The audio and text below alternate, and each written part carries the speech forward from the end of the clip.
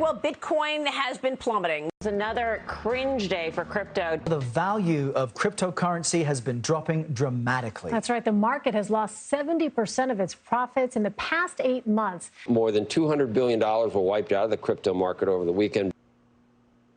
Welcome back to Unfiltered. Cryptocurrencies got beat up this week, right? More than $1 trillion in value has been wiped out in recent months. Critics are saying a lot of this "I told you so" stuff.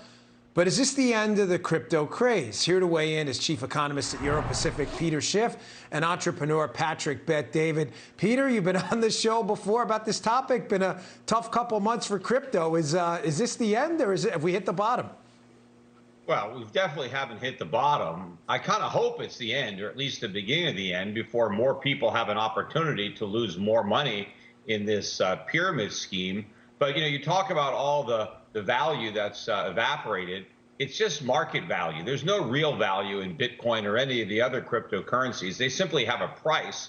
And as long as people are foolish enough to pay that price, you'll have market value. But the only reason people want any cryptocurrencies is because they think they're going to get rich. They think there's a greater fool out there that's going to pay a higher price, only they don't realize that they're waiting for a fool. And ultimately, the fools that are left holding the bag are the losers. And I think, unfortunately, there's a lot of people that are going to be bag holders in this. I think a lot of the original investors, the whales, they've been dumping. I mean, they pumped this thing up. They paid off all these celebrities and athletes and politicians, and they hyped the hell out of it over the past year. They spent all sorts of money on commercials and conferences, and they dumped out all this stuff to the public, and they were cashing out. And now the bottom's dropping out of the market, and we have a long way to fall. Patrick, I'll let you respond. Your thoughts on that? Well, listen, this has got to be Peter Fish's favorite season, because his phrase moving forward for the next 6 to 12 months is going to be "I told you so." Peter, you ought to buy a shirt that says "I told you so" and enjoy it for a year, maybe 18, 24 months. But I'll take a couple things here. The part we got to be thinking about is Peter may be right. Here's the thing. When disruption and change happens, we don't know who's right. There's a side where it's the way it's always been done that's afraid of change. That's more of Peter's camp, which is gold, equities. This is what we got to be doing. They have no clue what they're doing. It's a scam. It's this. They're just trying to pump and dump, and you don't know what we're doing. Okay, fine. He may be right, but he may also be wrong. And then there's the other side, which the younger generation is saying, Peter, we just don't like the way you've been doing things. We don't. We just don't trust the Fed. We would trust gold if our money was backed by gold, but it's not. And your dream of the government and our currency being backed by gold, it's going to take a lot of convincing and a lot of powerful people to say yes for that to happen. So because of that, Peter, we think you're a little bit naive and you're oblivious to what's taking place. We want to take it in a different direction because we no longer trust the centralized monetary system. We want it to be decentralized.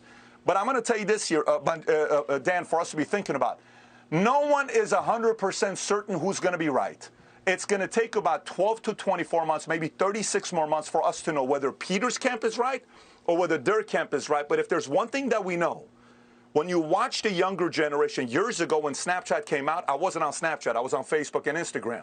I'm in Hawaii. This girl named Phoebe's telling me, let me teach you about Snapchat. And I got on Snapchat. We have to pay attention to what the youth is saying because they just may be right. All right, let Peter, I got about just under a minute left. I'm tight on time, but your response to that? Well, the youth, can be setting the trends in music and fashion, but you don't want to take your investment advice through them.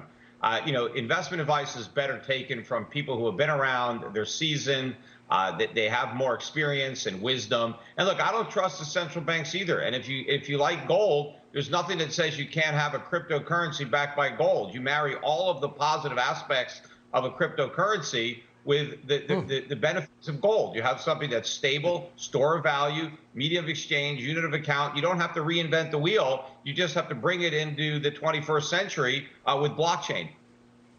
That's an interesting idea. Well, guys, Dan, I always just love when last you're thought, here 10 for the seconds debate. here. Just 10 seconds here. 10 seconds. I got to run. 10 seconds.